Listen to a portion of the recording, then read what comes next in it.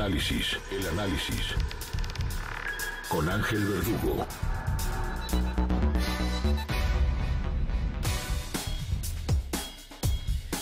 Nueve de la mañana con 9 minutos. Continuamos en esta primera emisión de Imagen Informativa. En la línea telefónica, don Ángel Verdugo. Lo voy a dejar hablar, ya no le voy a decir nada porque ayer me regañaron que soy una llevada con usted y que no lo dejo hablar y que no lo dejo decir nada. Entonces, don Ángel, lo escucho. Es todo suyo el tiempo. Compañera, usted no les haga caso a esas lenguas vespertinas, dijo el clásico, hombre. Bueno. Usted interrúmpame, al contrario, eso me da pie para algún comentario extra. No les haga caso a usted, hombre. Usted siga interrumpiéndome cada vez que usted desee. Muchísimas gracias, don Ángel. Bien.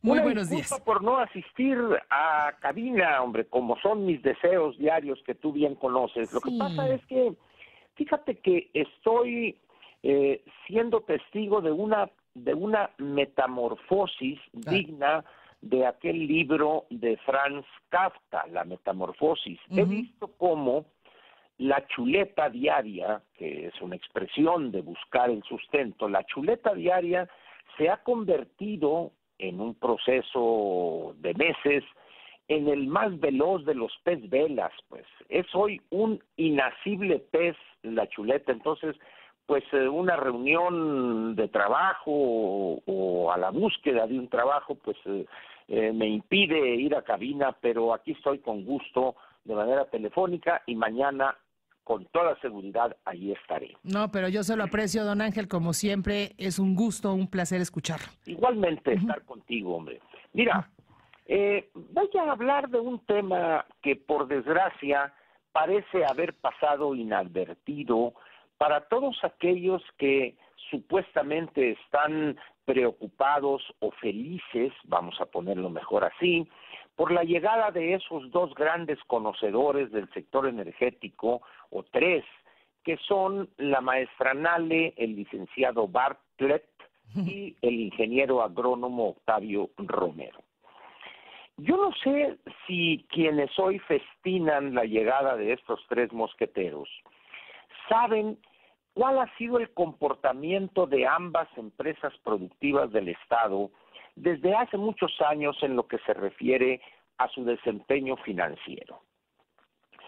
Las pérdidas han sido la constante y en algunos años han alcanzado niveles impensables en una industria monopólica como es el caso de ambas empresas productivas del Estado, o hasta hace poco tiempo eran franca y totalmente monopólicas.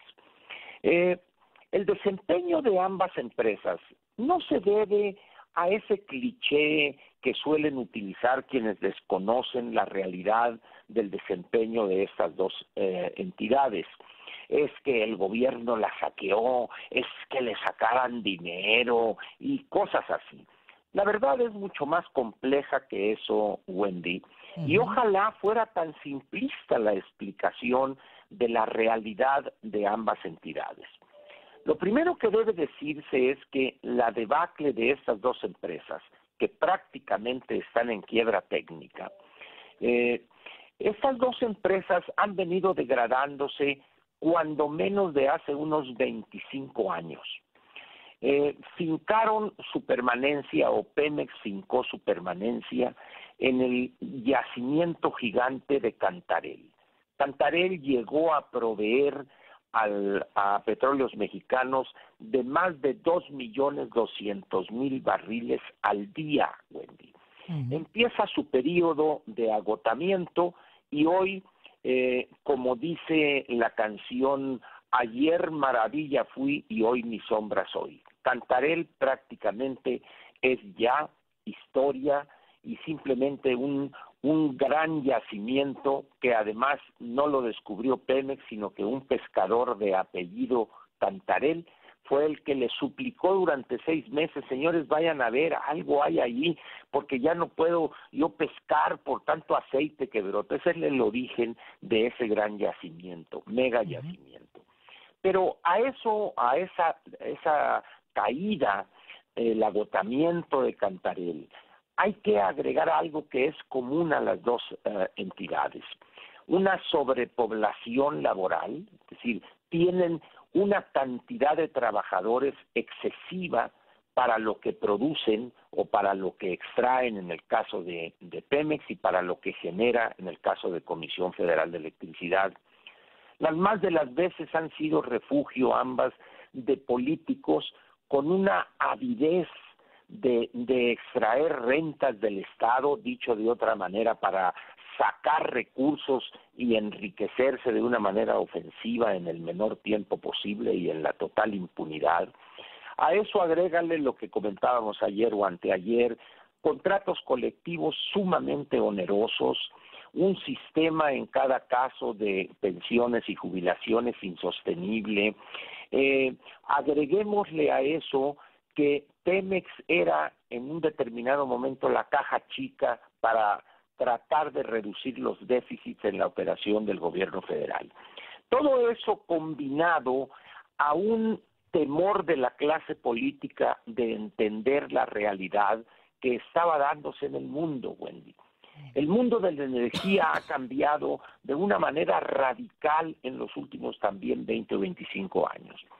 Si nos vamos nosotros a esos años, a los años quizá 80 o en el sexenio del presidente Echeverría, los oferentes de petróleo en el mundo eran muy pocos. Sin embargo, al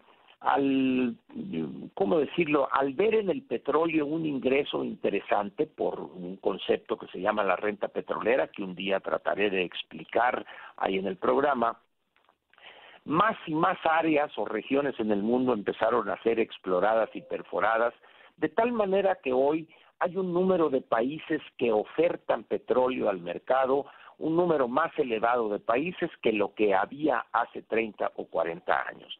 Eso generó competencia para atraer inversiones, para atraer nueva tecnología, pues al grado tal de que en Estados Unidos hace 6, 7 años esta tecnología de la fractura hidráulica, el fracking, lo llevó a ser hoy un país exportador de petróleo también a los Estados Unidos. De tal manera pues que en México, por ese concepto de ver hacia adentro, de vernos el ombligo, nos pasó de noche esos grandes cambios, Wendy. Y eso evidentemente fue degradando a ambas empresas. En el caso de Comisión Federal de Electricidad, un porcentaje muy elevado de sus plantas son plantas con tecnología muy vieja, muchas de ellas incapaces, hay que transformarlas para utilizar gas natural, etcétera, una sobrepoblación laboral, prestaciones increíbles, etcétera. Entonces, todo eso es lo que ha contribuido a la degradación que hoy vemos en ambas empresas, cuya única solución, dígase lo que se diga y se acepte o no, es la quiebra, crear dos nuevas empresas en condiciones completamente nuevas y empezar, si no de cero, evidentemente, pero sí empezar con una visión de futuro y entender que el mundo de la energía ha cambiado radicalmente.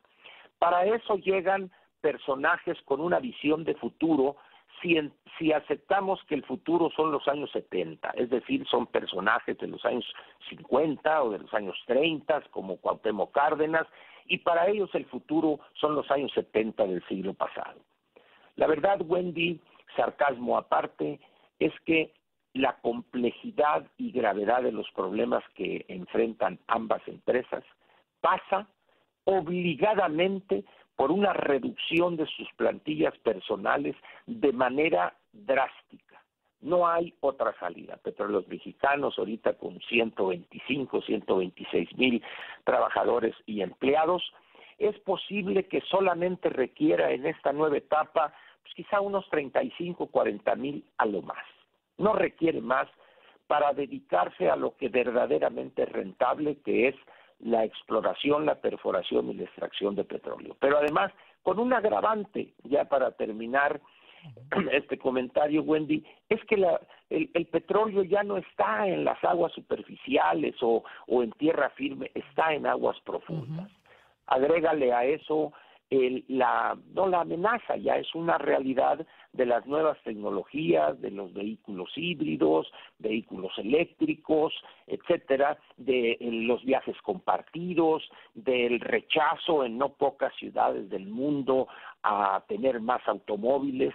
El caso, por ejemplo, de algunas ciudades de la República Popular China es tremendo en lo que se refiere a contaminación. La Ciudad de México, como diría el buen amigo que tengo, no interpreta mal las vernáculas, es decir, no cantamos mal las rancheras en esta cuestión de la contaminación. Todos esos elementos, más algunos otros, son el conjunto de causas que explican la situación de ambas entidades, mal llamadas empresas productivas del Estado. Sin embargo, suena bien el cliché de decir que la saquearon y que vamos a modernizar refinerías y vamos a construir otra. Son única y exclusivamente ocurrencias y desatinos que no tienen asidero real y práctico en la realidad energética de esas dos entidades. Eso ya lo veremos en 4 o 5 años, Wendy, pero por lo pronto yo les pediría que observen o que lean los estados financieros de las dos empresas que acaban de ser dados a conocer del primer semestre para que vean cuál es la realidad contable financiera de ambas entidades, que hay por ahí algunos loquitos que sueñan con que van a regresar glorias pasadas en ambas. Eso es imposible, Wendy. Me despido y nos vemos mañana en cabina. Acá lo veo, don Ángel, que tenga un excelente día. Interrumpiendo las veces que quieran. Entonces déjame decirle, váyase preparando porque el viernes es el día de la cerveza. ¿Es el día de qué? De la cerveza. Pues en primer lugar ahí unos 4 o 5 barriles. Estaba leyendo. Todo listo para brindar el viernes por el Día de la Cerveza. Claro, entonces, es que no hay que la cerveza no hay que leerla, hay que beberla. Perfecto. Pues ahí nos vemos. Un abrazo, don Ángel, gracias. Excelente día. Son las 9 de la mañana con 21 minutos. Continuamos.